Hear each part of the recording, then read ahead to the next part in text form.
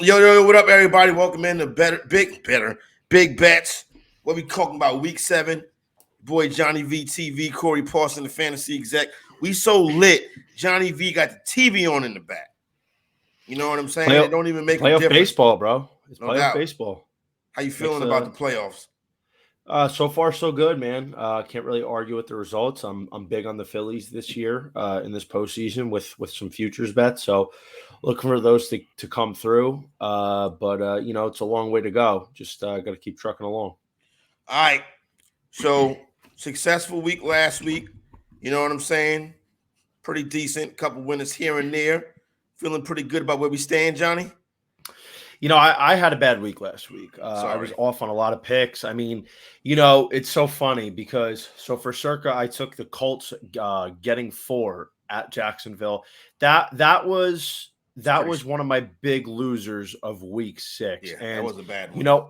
I was first of all, I was shocked of how they played. And despite all the interceptions by Gardner Minshew, that disgusting hippie who thinks he came straight from Woodstock, they still had an opportunity to win that game or at least cover throughout the second half. But every time they were closing in to tighten up the game, he would throw an interception. And, I'll tell you what, I really got worried Sunday morning when I saw that line come at 3.5. And what have we talked about for the last month?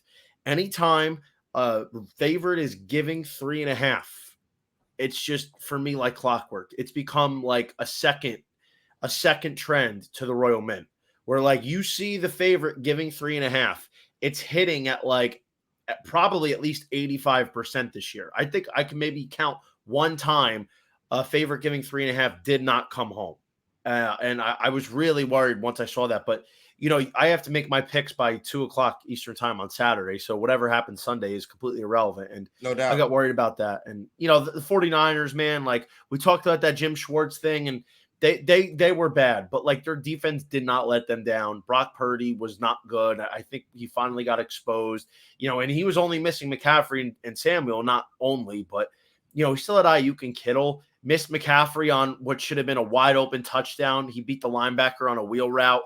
That would have been a touchdown. He had some bad throws to Ayuk. And, there was a couple drops. But, overall, I just was not sold on what we saw from Brock Purdy. So those are definitely the two big losses where I went triple header in all my entries this week. Sorry that you went triple header in those ones right there. You know what I'm saying?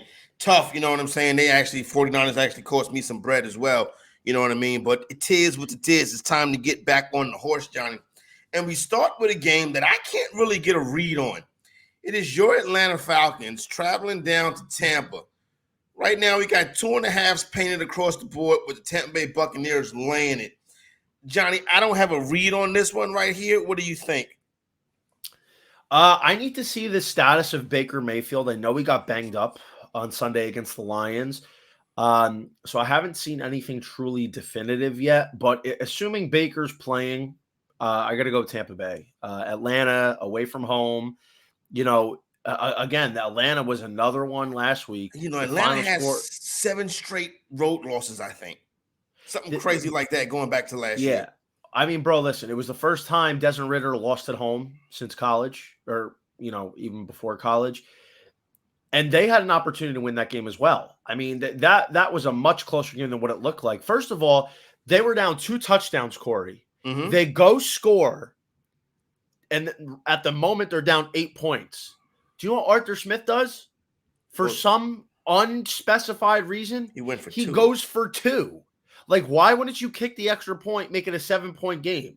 Goes for 2, doesn't get it. Now you have to score a touchdown and get a 2-point conversion. To me, that made no sense. That just is ridiculous.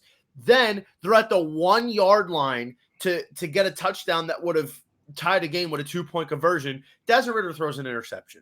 Yeah. Like, Atlanta had so many opportunities to win that game. Like, I just cannot trust Desmond Ridder. Not like I'm saying Baker Mayfield's a guy that we're going to be. It's not like Tampa's great, Johnny. Yeah, but like one thing Tampa Bay does have, they have a really good defense. They have a decent defense. It's not as good as people make it out to be. And Vita Vea is probably going to be absent this week. Here's the thing. Johnny, I want to take the Falcons in this game, but I'm not going to get on the side of a team that can't win on the road until I see them win on the road. Yeah, no, 100% agree. That's why I think I would have to lean Tampa Bay. I was actually, excuse me, I was actually playing the idea of taking Tampa in my survivor. I don't know if I could get behind it. Ooh, that's It's a coin tough. flip. I think Tampa wins this game, especially if Baker Mayfield plays. It's just, the defense is an advantage for me, and Atlanta's defense has played well. I feel like, Baker Mayfield still has some capabilities to do some really good things. And let me tell you something, bro. The Lions defense, they played well on Sunday, but there was a couple times where like Tampa was this close to a big play. Do you remember the interception when Tampa was backed up in their own nearly their I own didn't end see a zone? play of the game. So Baker Mayfield threw an interception from like his own 5-yard line because a Lions defensive lineman got his hand up and batted the ball. But the line of sight you could see, and I saw a replay of this. Mike Evans, it was a blown coverage. He was running down the field. He was streaking. I don't know at this age if he would have been gone, but that was a chunk play that could have been a touchdown. And unfortunately, he's a little short, so the hand got up there and caused an interception. There was a couple plays like that. I'm going to go with Tampa Bay. I'm All sorry right. about rambling, but I think the Nobody, it's Buccaneers all win good. this one and cover. Let's go to Raiders and Bears in Chicago. Got two backup quarterbacks going in this game. Boy, this is a fantastic spot that the NFL has given us this weekend. You got a 2 out there at BetMGM, but for the most part, it's 2.5 with the Raiders laying it. Johnny, we got to talk about it because we here and we're going to talk about every game, but it's nothing I want to do with this football game right here. No, absolutely nothing with this game, Core. And, two backup quarterbacks. I want to say take the Bears because they're getting the home 2.5 right now. I like those spots. Usually that's to take the small spot, but, their backup quarterback, I don't even remember his name, looked pretty bad. He made some bad Vignette or throws. Big Baguette or something like that, something crazy like that. The defense wasn't bad for Chicago. I don't think they let up an offensive touchdown. The score they had was a scoop and score from Jordan Hicks.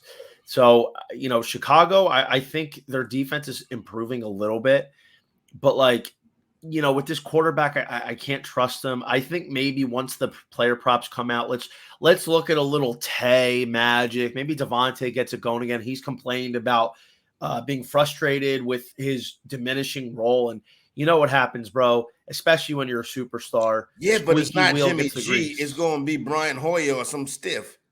Yeah, but you know what, dude? I like Brian Hoyer, at Okay. least fantasy purposes, because Brian Hoyer, the one thing we know what he's done in his career, he chalks, dude. He doesn't give a shit. He'll throw the ball into triple coverage. Like that dude literally doesn't care. And I think maybe let's take a look at Devontae. Jacoby Myers right now, for some reason, is like the wide receiver one on this team. Probably maybe take a gander at a player prop of his, but otherwise, bro, I'm not looking at much at this game. I definitely won't take anything on the side or the total.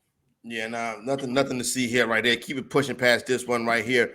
Cleveland Browns, Indianapolis Colts, another game where we have a backup quarterbacks, Gardner Minshew versus I don't even know. It could be old boy, you know what I'm saying? It could be PJ Walker again, could be Watson, could be DTR, probably more than likely PJ Watson, but PJ Walker, excuse me. But the Cleveland Browns laying 3 on the road at the Tampa Bay Buccaneers. Laying 3 on the road versus the Indianapolis Colts. That defense is just too tough to fade Cleveland right now. But the short number scares me. But I guess that's because of the ineptitude at quarterback. Another game I'd probably take down. Nothing in circa for this one, but if you're playing this, I would take this down to Sunday right before kickoff. Again, if that line gets to 3.5, take Cleveland. Okay. If it stays at 3 or gets to 2.5, take the Colts. In my opinion, overall, this could be a letdown spot for Cleveland off a big win against San Francisco. And, Cleveland, this is just the perfect example of where they can, kind of let their guard down facing a team that just got the snot beat out of them. They're coming off a gigantic dub against the San Francisco 49ers. So I can definitely see them kind of, relax a little bit for this game. And Indianapolis, they are a competent team. I'm not going to say they're a good team, but they have some playmakers, man. And I think if Gardner Minshew cleans up the turnovers, they can win this game outright. All right. I'm cool with that. You know what I'm saying?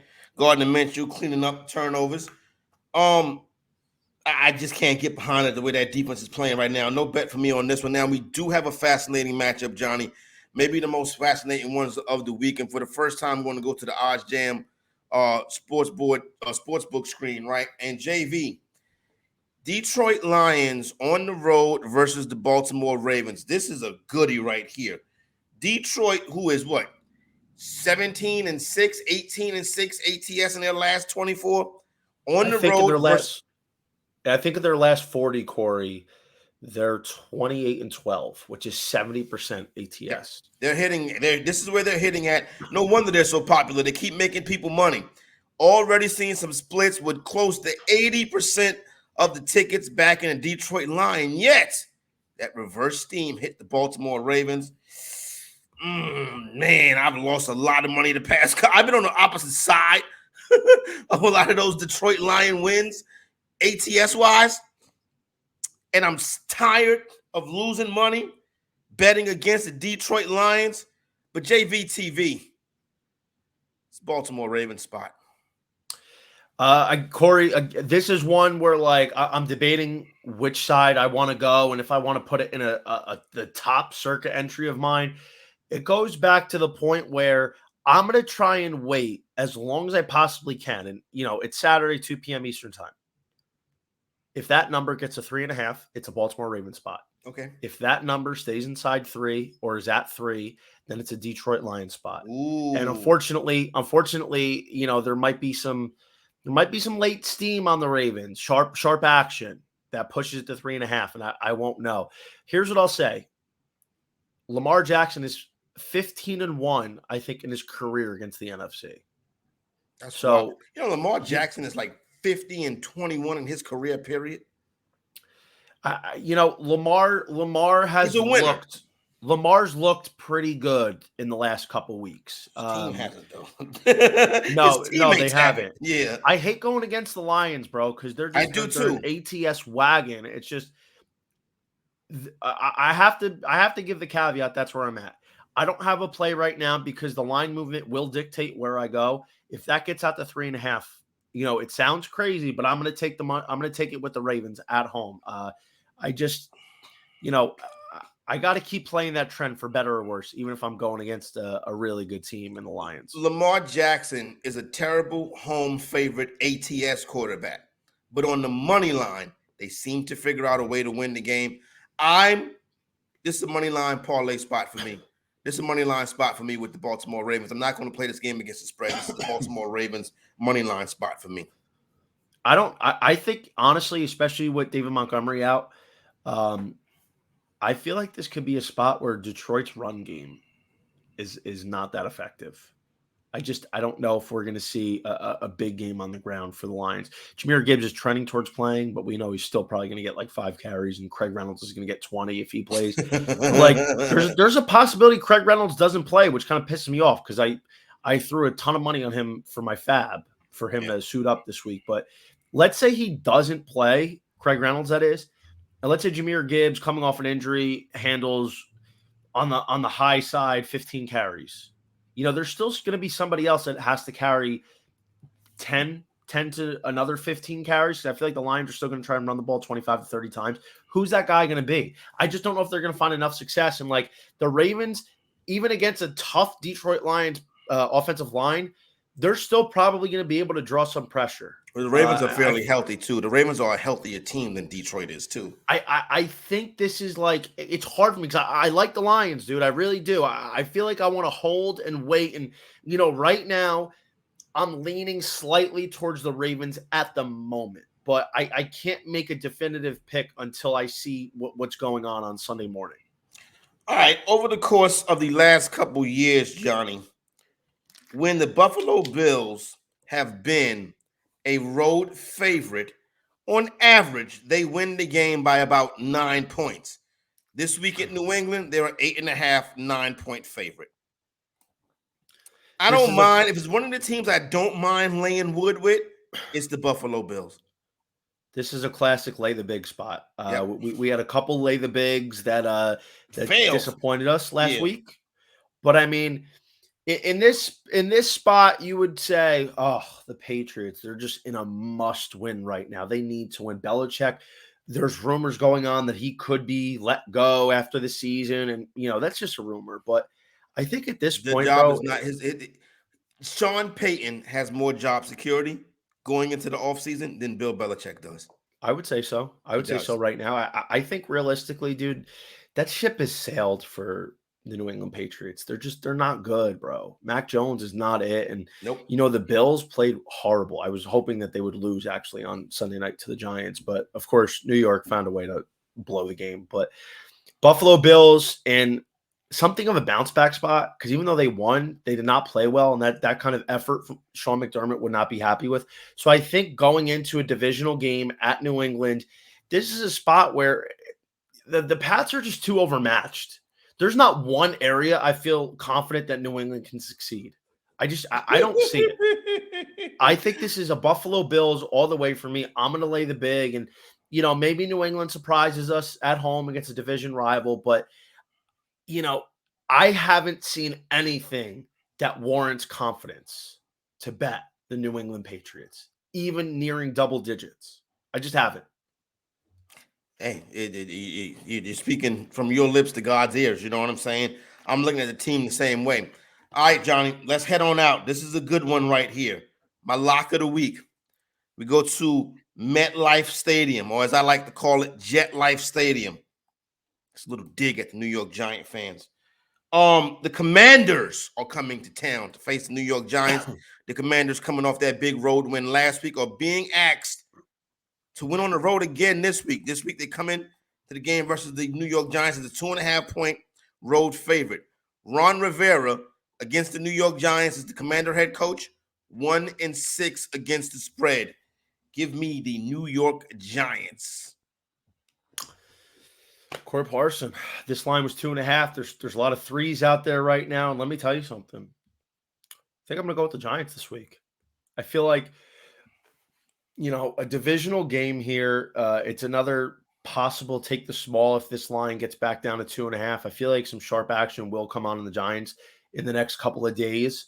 So, it's not a take it to the window play. This might actually be on one of my circas, though. I think Giants getting a field goal at home. Saquon Barkley looks like he's back. He's grooving. The defense is doing their thing. They're balling out. And, can Daniel Jones or even Tyrod Taylor just make one or two big plays that gives them a chance to win? And if we're being honest, they probably should have beat Buffalo on Sunday night. If they don't bungle the sequence at the end of the first half and even just kick a field goal, they're in position to kick the game-winning field goal in the waning seconds as time expires. If they just execute and do some of the little things right, I think the Giants not only cover this game, but I think they can win outright. Yeah, I think the Giants win this game outright as well. I think this is a good bounce back and get a win spot for the New York Giants versus the team that they normally get a win against and their division rival, Washington Commanders. Let me ask you about Brian Daboll. His antics on the sideline. I understand passion and stuff like that, Johnny, but he kind of looks for the player to jump in his face. I don't like that. I don't actually blame Daboll for that, for what happened, because from the limited knowledge I have, so I can't fully say this. I'm not 100% sure, but apparently, just from what I was hearing on the broadcast, that Tyrod Taylor checked into a run play. Like, that was supposed to be a pass play, and he checked into a run, and like it took like 10 plus seconds off the clock. They couldn't even spike it to kick a field goal.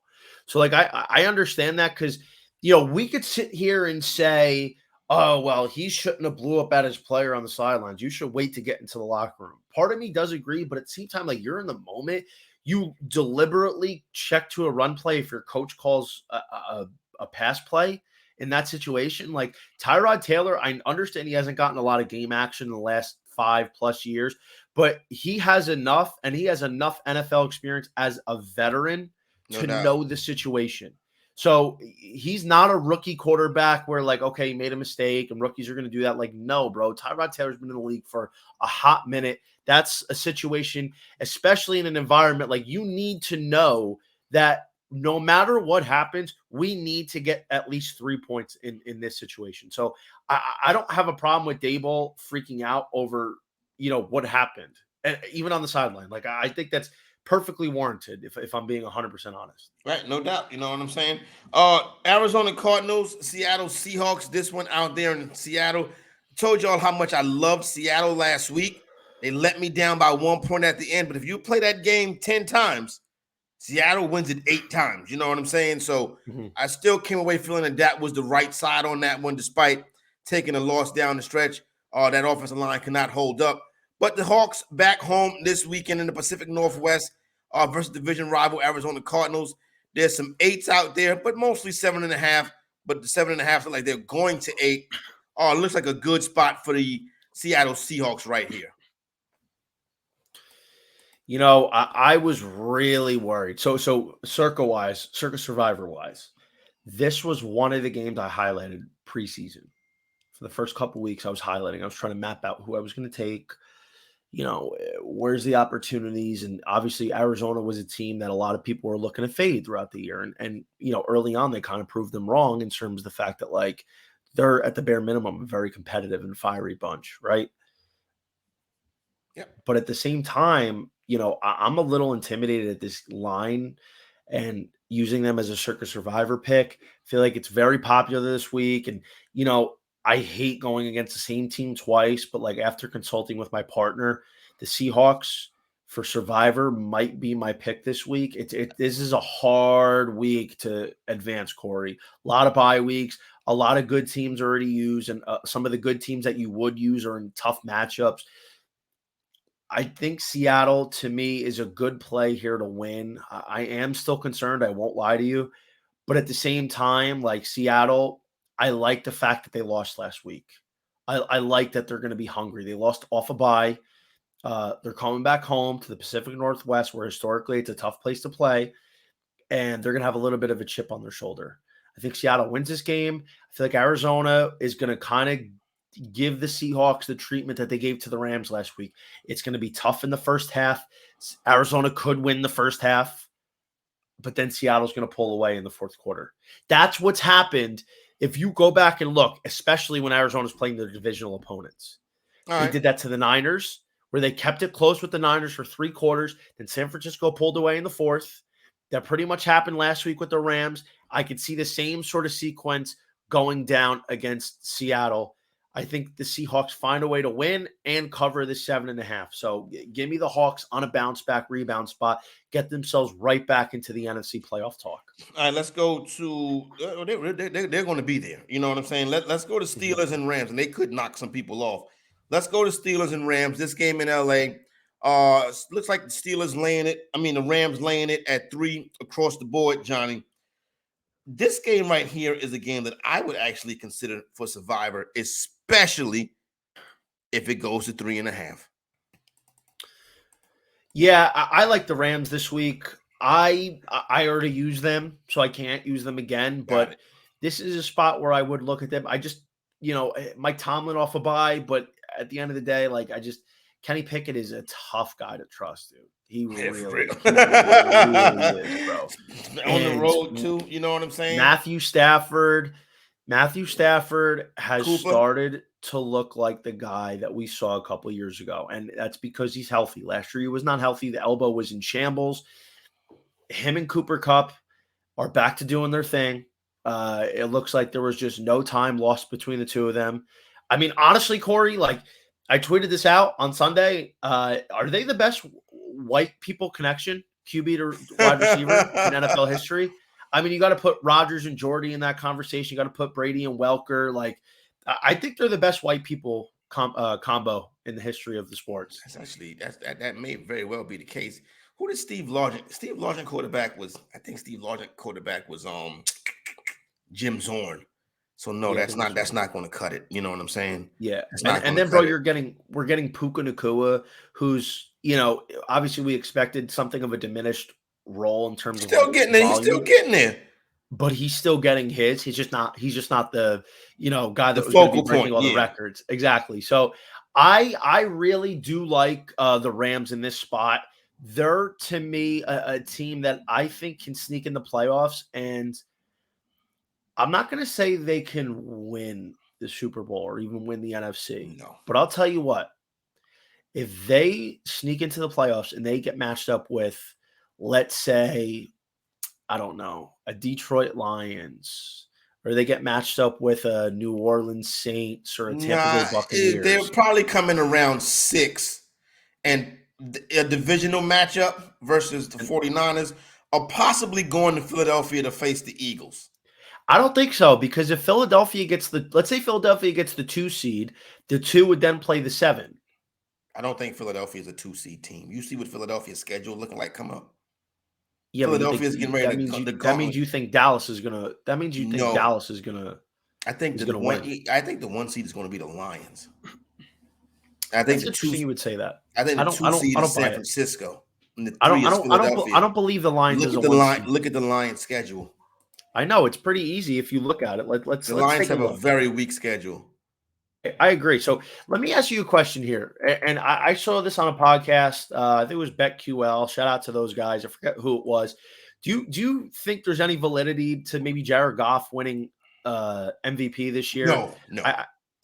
I don't think so either. But I mean, really, if you look, if the Lions can somehow get the 1 seed, and Jared Goff's 4,500 yards, which is like the pace he's on for now, and like mid to high 30 touchdowns, I think he's going to at least be a finalist.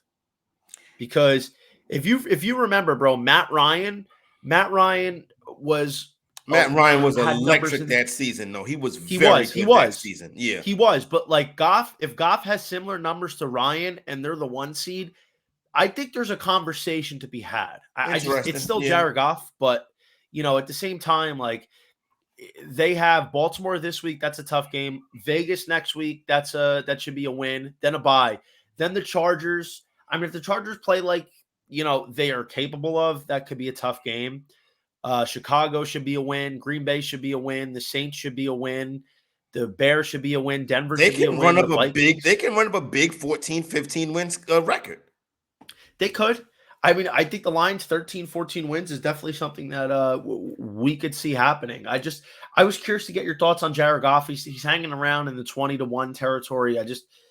I feel like it's hard to see a guy like Goff win. It's just tough to envision, especially when you have all these other superstar quarterbacks. But I'll tell you what, dude, if he has the numbers that are even in competing contention and his team is a top 2 seed, then there could be a conversation regarding that. But I don't know, dude. I still don't want to fall asleep on the Rams. So I'll tell you what, if the Rams end up playing, let's say the Lions got the 2 seed or the 3 seed and the Rams got the 6 or the 7, they matched up. That's not a layup for the Lions. Stafford, a revenge game in the playoffs. The Lions do not have the secondary, even with the rookie Ryan Branch, to cover Cooper Kupp and Nakua all game. I feel like the biggest problem for the Rams right now is their running game. And their defense isn't that great. But, my point is the Lions are going to be remember how Minnesota was a very popular bet against team when they got to the playoffs last year? The Lions are going to be a bet against team when they get to the playoffs this year. No, I 100% agree. My point is, don't sleep on the Rams. They're a team that we're not expecting to win, anything of merit this year, but they're a team that can really give others a lot of heartache. No, stay in. Thank God. Thank the heavens that did not go. Kill. There we go. Sorry. All good. If you've never watched this before, I'm going to ask Johnny a question, and you can be like, why would he ask him that? The question is basically, do we have to handicap the next game?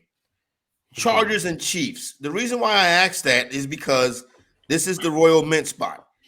And to Johnny's credit, not only is the Royal Mint cashing against the spread, the teams are winning the games outright. Last week, the New York Jets, 5.5-point underdog, win the game outright. Corey Parson, the Royal Mint. So it's just we're both taking the Chargers. Yeah. Right? Yeah. Now it's a matter of, do we think the Chargers win the game outright? I probably won't, just because the Chargers are one of those rare teams that you find a way to lose by 3 points every week.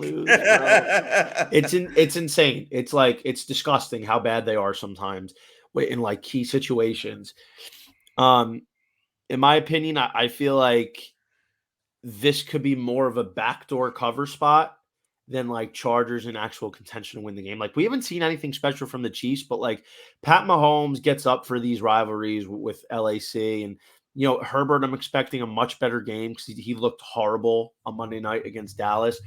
But I do think the Chargers find a way to cover this. This is a big one for me, and it's not must-win territory, but this is becoming like, LA can see their season slip away if they don't start righting some of these issues that they've been having. So give me LA. I think they lose by a field goal. It's going to come down to something late in the game, and I feel like they come up just short, but they do cover. Going with the Royal Mint, Your Honor. No objections. No objections. Green Bay Packers, Denver Broncos, because the schedule said so. Packers laying 1. You got some 1.5s out there as well. If anything, I wouldn't even put this in a teaser because these teams, the Broncos are disgusting, and the Packers can be pretty stupid as well. No play for the fantasy executive on this one. I think I lost you. Technical difficulty. Give me 1 second here. All right, my bad about that. Yep. Sorry. Where'd you lose? Can you hear me, Core? I got you. I can hear you, Johnny. My AirPods died. I told you I hate these things. Oh, yeah. But now I can hear you, though. You know what I'm saying? I don't know if you're trying to reconnect. You're loud and clear. You're good. But you can't hear me.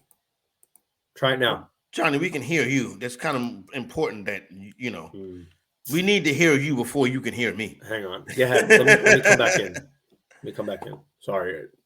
The whole thing died on me. All right. So Johnny's going to get ready to hop back in, click the link.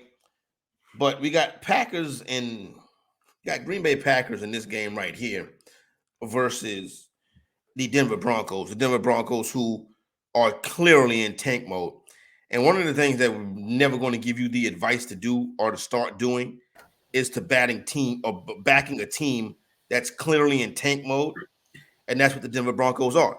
Now, as we get deeper and later into the season, like really starting probably by the end of this month of October, the next 2-3 weeks or so, you're going to see teams go into aggressive tank mode. You know what I'm saying? Because Caleb Williams is supposed to be the prize of all prizes. With that being said, the Broncos have already staked their claim. The Packers have a young quarterback, so they're going to be out there trying hard. I take the Packers, but this is nothing that I want to watch or bet.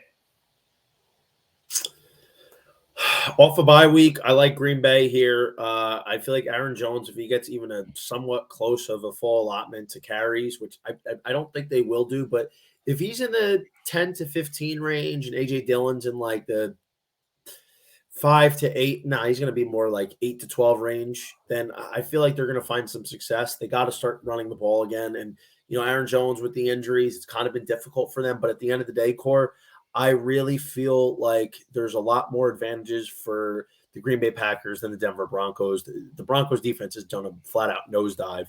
And Jordan Love had a horrible game against the Raiders.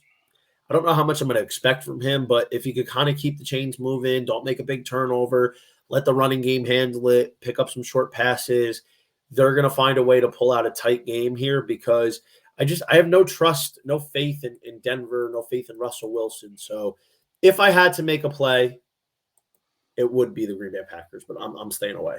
Yep, stay away spot for the Exec and JVTV. All right, let's go ahead and wrap it up. Got a trendy underdog in the Miami Dolphins traveling to Philadelphia to take on the Eagles. Eagles coming off that loss, but laying 2.5 versus the AFC team. This should be a pretty good Sunday night football game right here, Johnny. With these two teams that we'll be seeing probably playing deep into the postseason, slightly into the Philadelphia Eagles. But yeah, that's something I'd be wanting to bet. I don't bet primetime favorites. Give me the Eagles at home in a bounce back spot. They went at the Jets and they lost outright without Sauce Gardner and without DJ Reed. Their offense looked terrible, and understand, like even against a Jets defense that was missing two of their top corners, one of which is the reigning defensive rookie of the year.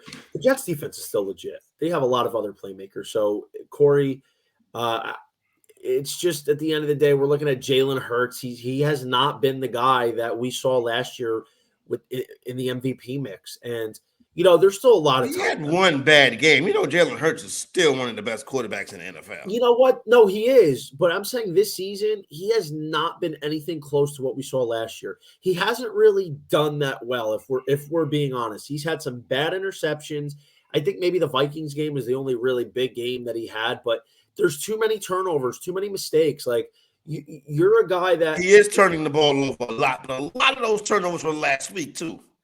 Yeah, but he had 7 interceptions this year, and he had 3 last week, and so that means in the first 6 games, or the first 5 games, he still had another 4 turnovers, another 4 picks. Like, and their schedule is getting ready to get crazy. He's got to clean it up, bro. And Miami is this is a great game, but we saw Miami's defense get exposed by Buffalo. Yep.